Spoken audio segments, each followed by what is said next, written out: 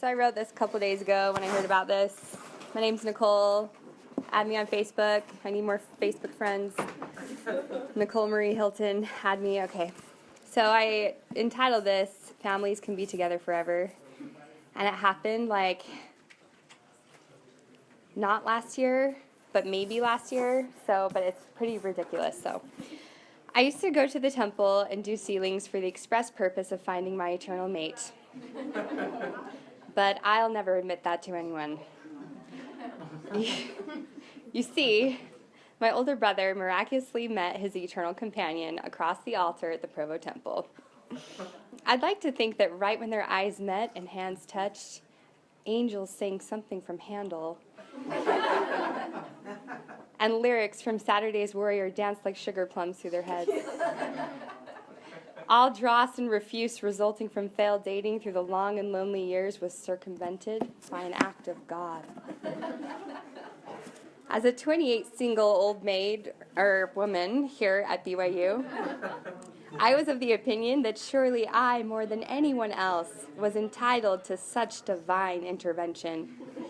And so I ordered a husband in the figurative drive-through of the universe, and I anxiously approached the window to receive him.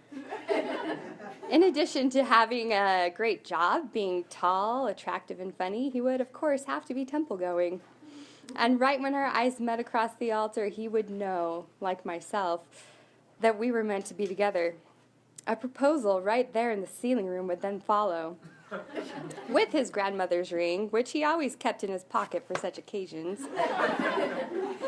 Woodland creatures would help me arrange my wedding gown, invitations, and flowers, and every other conversation from then on would be sung, accompanied by Disney-like music and flawless choreography.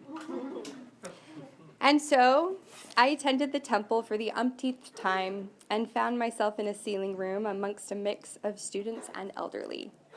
I looked around. No real prospects here, I saw. I hoped I wouldn't be paired with the 90-year-old man sitting across the room from me. I also hoped that I had only imagined him winking at me. Just then, a tall, blonde-haired, blue-eyed man with chiseled features, someone who, by all appearances, embodied all handsome princes of all time, entered the room and sat down beside me. Oh, he smelled good. I could feel the electricity between our almost touching elbows. He turned his gaze towards me and flashed a smile. I smiled back. Oh my gosh, this was it. As the sealings progressed, our elbows grew closer and closer, millimeter by millimeter. My heart beat faster, and I waited with bated breath when the time would come that the sealer would, being directed by the Spirit, call both of us forward, and we would hold hands and look into each other's eyes, and our life's review would suddenly flash through our minds, and we would see the end from the beginning from the end. Our eternal companionship would then be assured, and there would be no more disappointment in dating forevermore. Then, our elbows touched. Oh, what bliss! I swear I received a love shock throughout my entire body. As the sealing session grew on, we began to flirt in little ways. I hoped we weren't being disruptive, but we honestly couldn't help ourselves. I wondered what it would be like to be held in those arms, to have his hand brush my cheek, to fall with him down a hill and have leaves caught in our hair. Then, the sealer called my name. Sister Hilton, yes, Sister Hilton, if you would come up to the altar. I got up and I approached the place where, assuredly, the rest of my life would begin. I knew that this handsome stranger I'd shared an elbow touch with was about to be called up as well.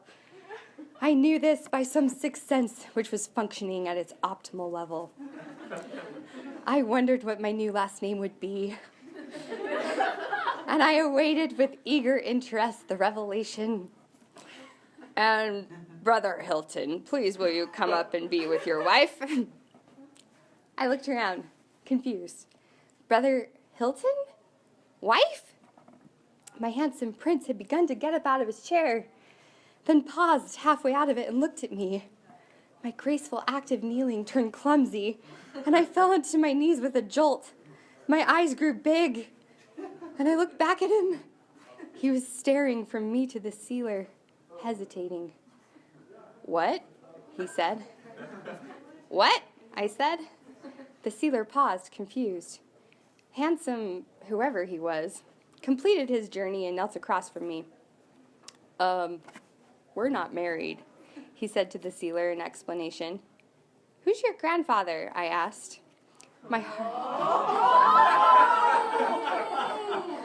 heart twisted unpleasantly, an expectation of marriage or madness.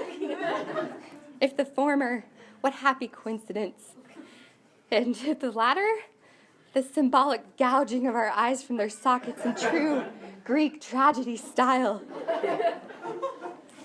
He then answered, "And that's how I met my cousin."